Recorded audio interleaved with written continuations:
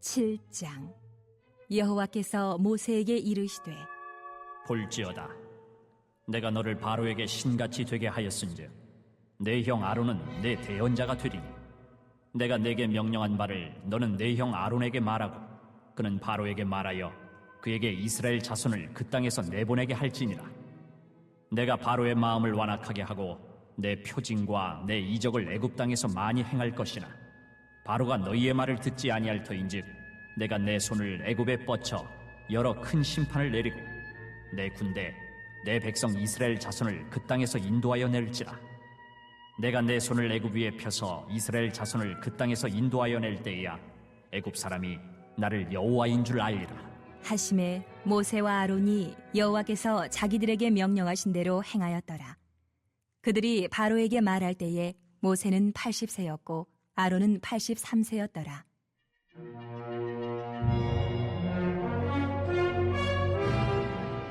여호와께서 모세와 아론에게 말씀하여 이르시되 바로가 너희에게 이르기를 너희는 이적을 보이라 하거든 너는 아론에게 말하기를 너의 지팡이를 들어서 바로 앞에 던지라 하라.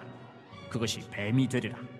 모세와 아론이 바로에게 가서 여호와께서 명령하신 대로 행하여 아론이 바로와 그의 신하 앞에 지팡이를 던지니 뱀이 된지라. 바로도 현인들과 마술사들을 부르매 그 애굽 요술사들도 그들의 요술로 그와 같이 행하되 각 사람이 지팡이를 던짐에 뱀이 되었으나 아론의 지팡이가 그들의 지팡이를 삼키니라. 그러나 바로의 마음이 완악하여 그들의 말을 듣지 아니하니 여호와의 말씀과 같더라. 여호와께서 모세에게 이르시되 바로의 마음이 완강하여 백성 보내기를 거절하는도다. 아침에 너는 바로에게로 가라. 보라, 그가 물 있는 곳으로 나오리니 너는 나일 강가에 서서 그를 맞으며 그 뱀되었던 지팡이를 손에 잡고 그에게 이르기를 히브리 사람의 하나님 여호와께서 나를 왕에게 보내어 이르시되 내 백성을 보내라. 그러면 그들이 광야에서 나를 섬길 것이니라 하였으나 이제까지 내가 듣지 아니하도다. 여호와가 이같이 이르노니 내가 이로 말미암아 나를 여호와인 줄 알리라. 볼지어다 내가 내 손의 지팡이로 나일강을 치면 그것이 피로 변하고 나일강의 고기가 죽고 그 물에서는 악취가 나리니 애굽 사람들이 그 강 물 마시기를 싫어하리라 하라. 여호와께서 또 모세에게 이르시되 아론에게 명령하기를 내 지팡이를 잡고 내 팔을 애굽의 물들과 강들과 운하와 못과 모든 호수 위에 내밀라 하라. 그것들이 피가 되리니 애굽 온 땅과 나무 그릇과 돌 그릇 안에 모두 피가 있으리라.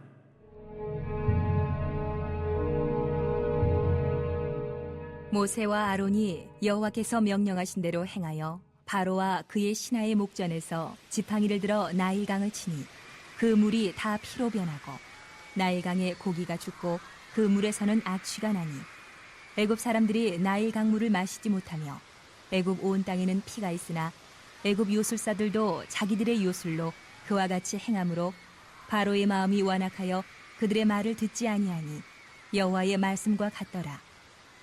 바로가 돌이켜 궁으로 들어가고 그 일에 관심을 가지지도 아니하였고 애굽 사람들은 나일 강물을 마실 수 없으므로 나일 강가를 두루 파서 마실 물을 구하였더라. 여호와께서 나일 강을 치신 후 이레가 지나니라. 자, 함께 우리가 7장을 읽으셨는데요. 자, 이제 7장에 보시면 비로소 하나님과 모세와의 그 기나긴 줄다리기가 이제 끝이 나지요.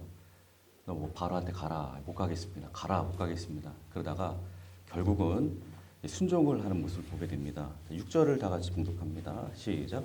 모세와 아론이 여호와께서 자기들에게 명령하신 대로 행하였더라. 자, 그리고 이어지는 7절에 보시면 그렇게 이제 바로에게 담대에게 나가 말할 때 이때 모세의 나이가 지금 80세, 또 아론이 83세.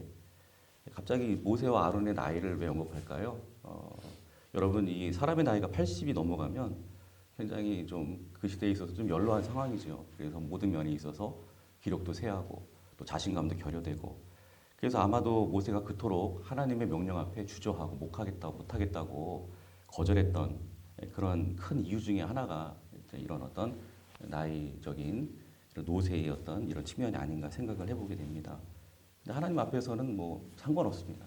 하나님 의지하고 나아가면 여러분 나이 뭐 이런 거 노쇠함 다 극복이 될 줄로 믿습니다. 자, 그런데 그럼에도 불구하고 이제 이들이 이제 하나님의 말씀 앞에 이제 순종을 하죠. 자, 3절, 4절, 5절 보시면 왜 이들이 순종을 했을까? 이런 나이도 다 극복하고 담대하게 순종의 길로 나아갔을까? 자, 다 같이 한번 읽어보겠습니다. 3절, 4절, 5절 시작. 내가 바로의 마음을 완악하게 하고 내 표징과 내 이적을 애굽 땅에서 많이 행할 것이나 바로가 너희의 말을 듣지 아니할 터인즉 내가 내 손을 애굽에 뻗쳐 여러 큰 심판을 내리고 내 군대 내 백성 이스라엘 자손을 그 땅에서 인도하여 낼지라. 내가 내 손을 애굽 위에 펴서 이스라엘 자손을 그 땅에서 인도하여 낼 때에야 애굽 사람이 나를 여호와인 줄 알리라 하시매. 자, 여기 보시면 이제 하나님께서 모세에게 이제 앞으로 되어질 일들에 대해서 이제 구체적으로 그렇게 알려주고 계시죠. 간단하게 말씀드리면 하나님, 내가 이 바로의 마음을 완악하게 할 것이다. 그래서 너 모세가 바로에게 가서 이제 말을 한다고 해도 바로는 마음이 완악해지고 더 점점 완악해지면서 너의 말을 듣지 않을 것이다. 그러는 동안에 내가 어떻게 할 줄 아느냐? 애굽 땅에 수많은 재앙 그리고 심판을 내릴 것이다. 그리고 결국에는 너희는 걱정하지 마. 나오게 될 거야. 애굽에서 나오게 될 것이다. 그리고 그제서야 비로소 애굽 사람이 나를 여호와인 줄 알게 될 것이다. 이렇게 하나님께서 되어질 일들을 하나님이 이미 계획해 놓으시고 디자인해 놓으신 모든 일들을 그냥 모세에게 낱낱이 다 알려주세요. 네. 그렇기 때문에 지금 하나님께서 모세 보고 너 빨리 가 이렇게 명령하고 계시지만 그러나 네가 바로에게 가서 말을 한다고 해서 네가 바로를 설득해서 이스라엘 백성들을 출애굽하게 하는 게 아니라는 거예요. 이미 하나님께서는 모든 것들을 다 계획해 놓으셨고 디자인해 놓으신 것이죠. 내가 다 알아서 한다. 너는 가서 바로에게 가서 말하는 사명, 내가 너에게 명령한 이 사명만 가서 전하는 사명만 너는 감당하면 된다는 것입니다. 나머지는 내가 다 알아서 한다는 것이죠. 이 같은 하나님 말씀을 듣고 좀 이제야 모세가 좀 마음의 부담을 덜었을까요? 그제서야 순종하는 모습을 보게 됩니다. 근데요, 오늘날에도 저와 여러분들은 이 모세와 같이 이제 이 죄악의 어떤 바로의 앞지에 있는 이 세상의 영혼들 영적인 출애굽을 위해서 우리도 모세처럼 부름받았다고 생각합니다. 그래서 우리는 날마다 하나님의 명령을 모세와 같이 받지요. 그들에게 가서 복음을 전해라. 그런데 우리는 자꾸만 모세처럼 우리의 사정 이야기를 하면서 핑계를 대고 있지는 않은지요. 이런 저런 이유로 아유 저 전도 못합니다. 나이도 많고요. 또 제가 능력도 안 되고요. 안 됩니다. 예수 믿도록 설득할 능력도 없고 지식도 없고 가서 말한다고 해도 분명 그들은 저를 외면할 것이고 저를 비웃을 것입니다. 그런데 하나님은 동일하게 말씀하십니다. 그들이 너가 전하는 말을 듣고 안 듣고는 너의 책임이 아니야. 너는 그저 가서 내가 전하라는 말만 전하면 돼. 가서 복음만 전해. 그러면 내가 다 알아서 할게. 이미 다 내가 그 영혼에 대해서 다 디자인해 놓고 다 모든 것들을 다 계획하고 있어. 이렇게 말씀하신다는 것입니다. 그러므로 여러분, 전도할 때 여러분들이 전도하고자 하는 그 대상을 여러분들이 책임지려고 그렇게 하지 마세요. 우리 하나님이, 우리 주님이 책임져 주실 줄로 믿습니다. 우리는 그냥 가서 모세처럼 부담 갖지 마세요. 전하기만 하면 됩니다. 그러면 우리는 사명 다 하는 것입니다. 그렇다면 궁금한 게 있습니다. 이렇게 하실 거면 그 영혼을 믿든지 안 믿든지 다 하나님의 손에 있고 뭐 바로를 막 완악하게 하시고 그래가지고 막 심판도 내리시고 그러다 결국 꼬꾸라뜨리시고 결국은 돌아오게 하시고 다 하나님이 다 알아서 하실 거면 그냥 혼자서 다 알아서 하시지. 왜 굳이 우리 보고 가서 말하라 하실까? 여러분, 우리 하나님은 어떤 분이십니까? 우리 하나님이 어떤 분인지 우리 담임 목사님께서도 하나님이 누구신가에 대한 그런 어떤 관점에서 우리가 말씀을 봐야 된다고 했는데요. 우리 하나님은 전능하신 분이십니다. 정말 모든 것들을 당신의 손아귀에 쥐고 당신의 뜻대로 당신의 계획대로 다 성취하고야 마시는 그런 전능하신 분이십니다. 그럼에도 사람을 영혼을 구원하시는 일만큼은 반드시 우리와 같은 사람을 필요로 사람을 도구로 그렇게 하십니다. 왜일까요? 우리 하나님은 인격적인 하나님이시기 때문에 그래요. 인격적인 하나님. 얼마든지 당신의 능력을 통해서 강압적으로 그냥 이 세상 사람들을 그냥 다 하나님께 복종하도록, 하나님 믿도록, 하나님 의지하도록 그렇게 만들어버릴 수 있는 분이 우리 하나님이십니다. 또 우리를 처음에 창조하실 때도 그냥 선악과 따먹지 말라고 하는 그 명령에 대해서 마치 기계처럼, 여러분 컴퓨터는 그냥 명령을 입력하면 그대로 따르잖아요. 절대로 거역하지 않습니다. 입력하면 그대로 입력한 대로 출력하는 그런 존재로 우리를 하나님이 강압적으로 만드실 수도 있었습니다. 그러나 우리 하나님은 인격적인 하나님이십니다. 그렇기 때문에 하나님은 막 강압적으로 강요해서 하나님께 항복하도록, 하나님 사랑하도록 만드시는 분이 아니라, 여러분 그게 사랑입니까? 아니잖아요. 막 강압적으로 너 나 사랑하면 내가 너 죽일 거야. 이런 식으로 사랑을 강요하고 나를 믿을 것을 강요하고, 그거는 이미 우리가 믿는 하나님의 모습이 아니죠. 폭군이죠, 그것은.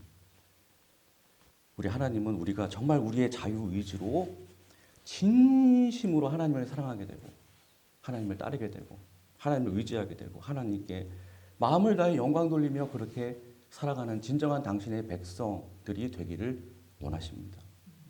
이러한 이유로 하나님은 하나님 입장에서는 이렇게 사람을 통해서 당신의 뜻을 이루어가고 영혼들을 돌아오게 하는 일 답답해요. 하나님 입장에서는 불편하고 시간도 많이 걸리고.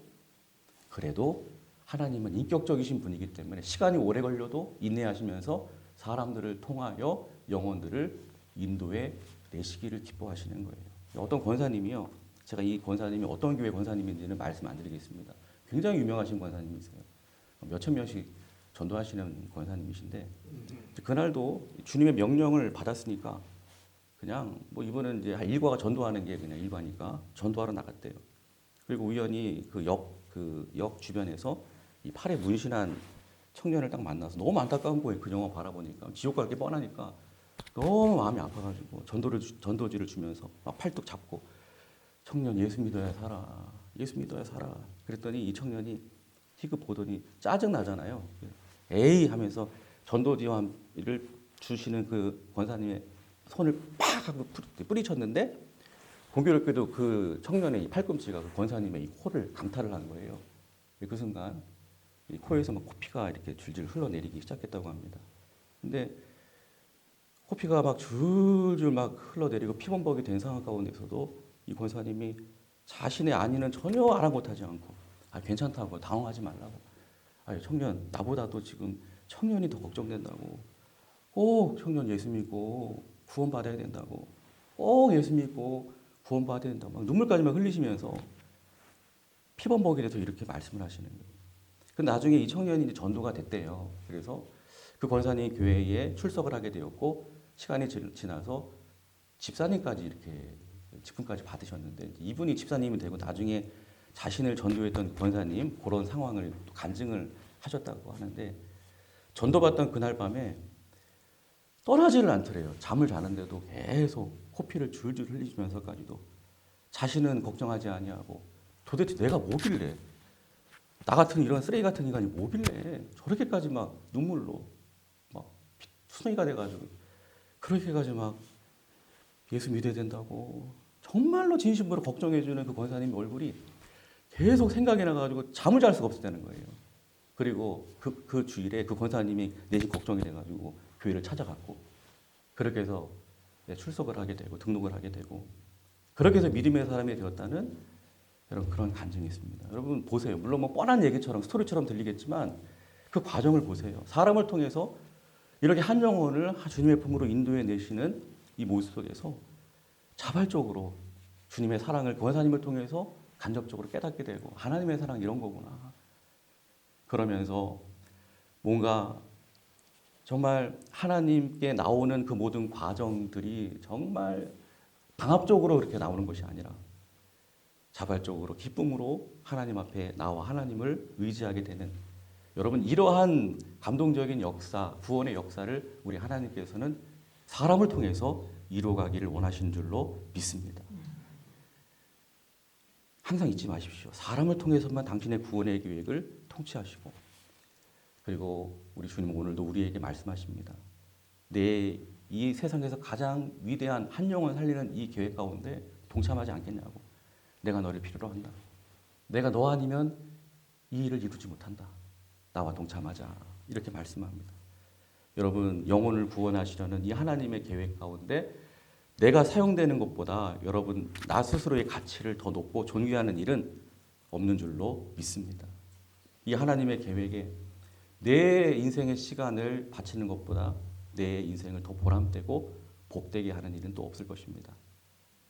여러분, 부디 오늘도 이와 같은 하나님의 부르심에 모세와 아론처럼 기꺼이 순종하셔서 하나님과 함께 일하는 하나님의 귀한 동역자들 다 되시기를 주님의 이름으로 축원합니다.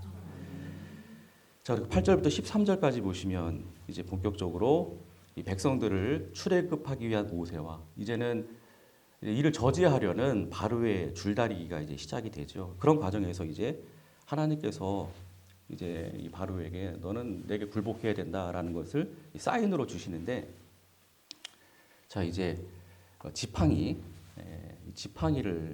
바로가 하나님의 명령 운운하면서 자꾸만 이 백성을 보내라고 하는데 그 증거를 대라 그랬더니 어떻게 합니까? 모세와 아론이 하나님께서 자신들에게 보여준 그대로 지팡이를 바로 왕 앞에 던지게 됩니다. 이때 지팡이가 뱀이 되죠. 그러나 바로는 그 광경을 보고도 별로 놀래는 기색이 없어요. 왜냐하면 평소에도 많이 그런 것들을 본 것 같습니다. 자신이 부리는 술사들을 통해서 그래서 똑같은 이적을 행하게 하죠. 자, 11절을 한번 다 같이 읽어볼까요? 시작. 바로도 현인들과 마술사들을 부르매 그 애굽 요술사들도 그들의 요술로 그와 같이 행하되. 근데 이때 아주 재밌는 현상이 벌어지죠. 모세와 아론의 지팡이가 변하여 된 뱀이 이제 술사들의 지팡이가 변하여 된 뱀을 모두 삼켜버리는 이런 광경을 보게 됩니다. 근데 이런 기적을 보고도요, 바로는요 눈 하나 깜짝하지 않습니다. 하나님께서 미리 언급하신 대로 오히려 더 완악해져서 내 백성 못 보낸다. 아무리 그래봐라 내가 보낼지. 여러분, 이런 모습 속에서 우리가 또 하나 묵상할 것은요, 여러분 이 모세 배후에 있는 하나님, 이 모든 일들을 이루어 가시는 하나님은요, 여러분 저와 여러분들을 창조하신 창조주 하나님이세요. 이 창조주라고 하는 말이 뭐예요? 없는 것을 있게 하시는 분이라는 거예요. 그리고 죽어 있는 것에다가 생명력을 불어 넣으실 수 있는 분이라는 것입니다.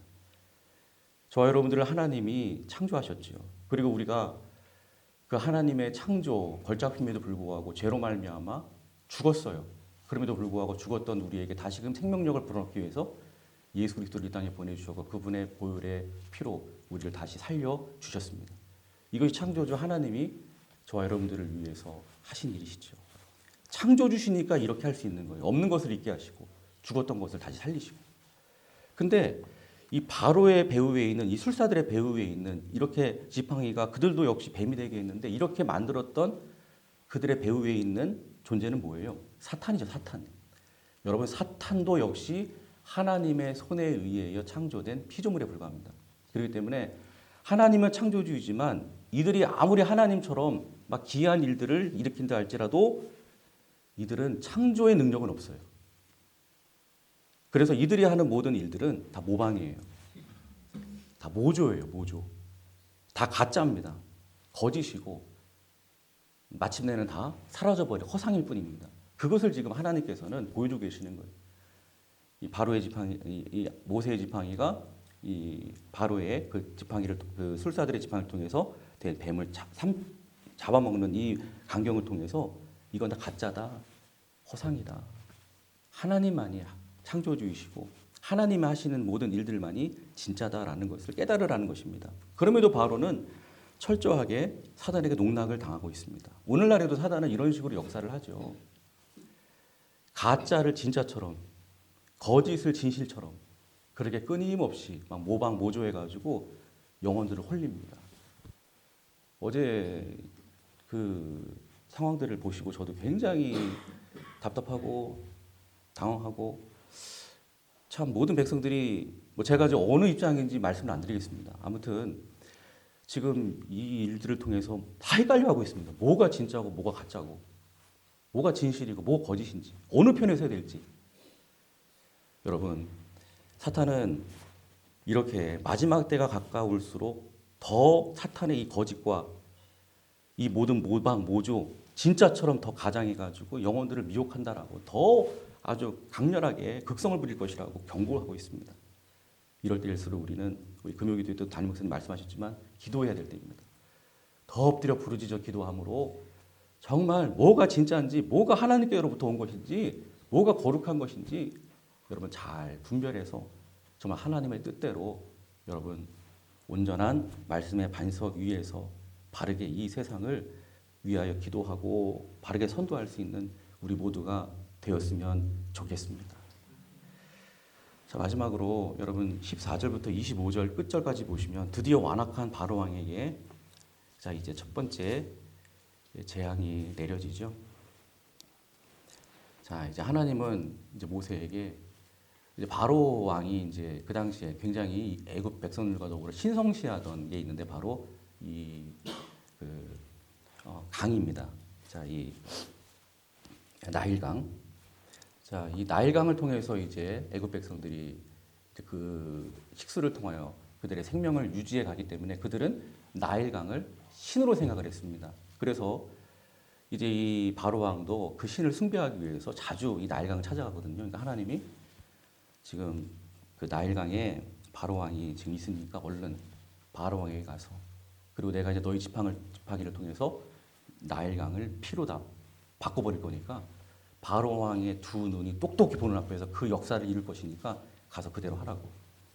자, 그래서 이제 모세는 바로 왕이 있는 그 강가로 가서 하나님의 뜻을 완강하게 거부를 하니 하나님이 하신 일을 보라고 하면서 지팡이로 이제 강을 치게 되죠.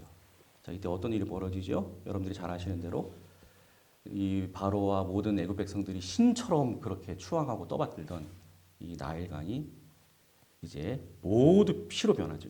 고기가 다 죽어 떠오르게 되고 아주 그 강에서 피비린내가 진동을 하게 됩니다. 강뿐만이 아니죠. 집안에 있는 물통에 저장된 물도 다 피로 변합니다. 이제 먹을 물이 없습니다. 백성들은 이제 아우성을 칩니다. 근데 바로는 이런 무서운 현상을 보면서도 또 자신의 술객들이 똑같이 흉내내는 것을 보고 그리고 여전히 마음의 문을 닫고 하나님의 말씀을 거절을 하게 됩니다. 여러분 하나님께서 이렇게 바울과 애굽 백성들이 신처럼 마치 하나님처럼 숭배하던 그 나일강을 피로 변화시켰다. 죽은 물이 되도록 그렇게 만드셨다는 것은 뭘 의미할까요? 그렇습니다.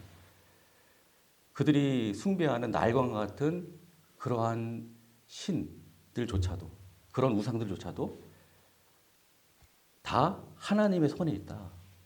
하나님의 말씀 앞에 굴복할 수밖에 없는 그런 피조물에 불과하다라는 것을 하나님께서 바로 왕과 애굽 백성들에게 분명히 가르쳐 주시는 거예요. 그와 동시에 하나님은 이스라엘 백성들을 향해서 이 첫 번째 재앙인 피재앙 뿐만이 아니라 계속 이어지는 모든 재앙들을 통해서 분명히 교육하고 싶으신 것이 또 있는 것입니다. 그게 뭘까요? 하나님은 살아계신 하나님이다. 이 세상의 모든 피조물, 이 티끌에서부터 천지지변 이 모든 것에 이르기까지 다 하나님의 손 안에 있다. 하나님만이 진정으로 살아계신 유일하신 하나님이시다. 자, 그것을 교육시킨과 동시에 또 하나님은 이스라엘 백성들로 하여금 그 애굽 지역으로부터 빨리 떠나도록 하시기 위한 그러한 또한 장치가 이 10가지 재앙이에요. 생각해 보세요. 여러분 지금 여기 24절을 한번 읽어볼까? 24절. 자, 시작. 애굽 사람들은 나일강 물을 마실 수 없으므로 나일강가를 두릅파서 마실 물을 구하여. 예, 지금 마실 물이 없어요. 그래서 막 강가 주변을 막 땅을 파면서 혹시라도 맑은 물이 나오지 않을까? 맑은 물을 구하기 위해서 아우성치고 나올 리가 없죠. 애굽 백성들뿐만이 아니죠. 이스라엘 백성도 난리 났어요. 물이 없어서. 지옥이에요, 지옥. 애굽 땅은 지옥이에요. 살 수가 없어요. 여러분 그동안 이스라엘 백성들이 애굽의 노예로 430년 동안 지금 살고 있었습니다. 그러면요. 그 정도의 세월이면요. 이미 애굽의 문화, 그들의 환경, 심지어는 그들의 종교까지도 그들은 익숙하게 적응되고 있었습니다. 그렇기 때문에 쉽게 하나님께서 아무리 떠나라고 해도 떠날 수가 없는 거예요. 너무 거기에 이렇게 적응이 돼 있기 때문에. 그래서 나중에 광야 생활을 하면서 조금만 힘들고 어려운 일을 만나면 다시 애굽으로 돌아가자. 그때가 좋았다. 그때가 좋았다. 그러면서 또 불평 원망하고 있지 않습니까? 이렇게 애굽에 길들여진 그들의 마음, 결코 떠나기 힘든 그들의 마음을 애굽으로부터 완전히 떼어내게 하시기 위해서 하나님이 사용하신 도구가 바로 이 재앙이에요. 10가지 재앙. 그리고 이스라엘 백성들은 그 10가지 재앙이 하나하나 임하는 가운데 야, 이거 이스라엘 이 애굽 땅은 절대로 살 데가 못 되는구나 하면서 비로소 마음으로부터 애굽을 떠날 준비가 이루어지기 시작했다는 것이죠. 여러분 오늘날에도 여러분 이 세상에서 정말 일어나는 모든 재앙들, 모든 재난, 사건 이 모든 것들이요. 여러분 영적으로 우리도 그렇게 판단할 수 있어야 됩니다. 같은 목적을 가지고 있는 거예요. 참 점점 시대가 악해지고 점점 세상 살기가 힘들어지고요. 그저 엊그제만 하더라도 말로만 듣던 암흑의 역사 속에서만 듣던 계엄이라는 것이 선포돼가지고 모든 사람들의 마음을 놀라게 하고 여러분 물론 이런 사건들을 우리가 경험하면서 이 잘못된 것들을 바로 잡아야 될 이런 사명도 우리 그리스도인들에게 있지만 또 한편으로는 하나님께서 우리에게 주시는 사인이 있어요. 이 세상이 우리가 영원히 거할 집이 아니라고 말씀하시는 하나님의 사인인 줄로 믿습니다. 나일강이 피가 되는 재앙을 보면서도 바로는 아무것도 깨닫지를 못해요. 여전히 세상에 있는 것만 붙들고 의지하고 집착하고 하나님의 말씀에 순종하지 않습니다. 그러나 이스라엘 백성들은 마음이 준비되어져 갔죠. 아, 이곳이 우리가 영원히 갈 곳이 아니구나. 주님 말씀대로 저 가나안을 향하여 저것이 우리의 영원한 본향임을 기억하고 떠나야 되겠다. 여러분, 오늘도 우리는 주일을 맞이했습니다. 어떻게 보면 주일은 하나님께 나와 예배하는 날인가 동시에 영적인 그런 어떤 다이어트를 하는 그런 시간이 아닌가 생각해 봅니다. 한 주간 동안 세상을 살면서 은연중 하나님보다 더 마음 가운데 품고 있었던 이 세상을 향한 욕심, 물질적인 어떤 탐욕, 세상적인 이런 집착, 이런 것들로 나도 모르게 비만이 되어버린 영적 체중을 또 홀가분하게 다 이렇게 내려놓고 빼는 그러한 시간이 아닌가 생각해 봅니다. 비록 우리가 세상에 속해서 세상의 것들을 가지고 이 땅에서만 영구히 살아가야 될 것처럼 보이지만 그러나 이 땅에서의 삶은 잊지 마십시오. 잠깐입니다. 우리의 진정한 삶의 터전은 저 가나안 땅이요 영원한 본향인 하나님이 주인으로 계시는 저 영원한 천국인 줄로 믿습니다. 저 천국을 소망하게 하시고 그곳을 향해서 오늘도 한 걸음 한 걸음 나아가게 하시는 천국의 주인 되신 우리 주님을 즐거워하며 기쁨으로 오늘도 하나님을 예배하는 우리 복된 주일 될 수 있기를 주님의 이름으로 축원합니다.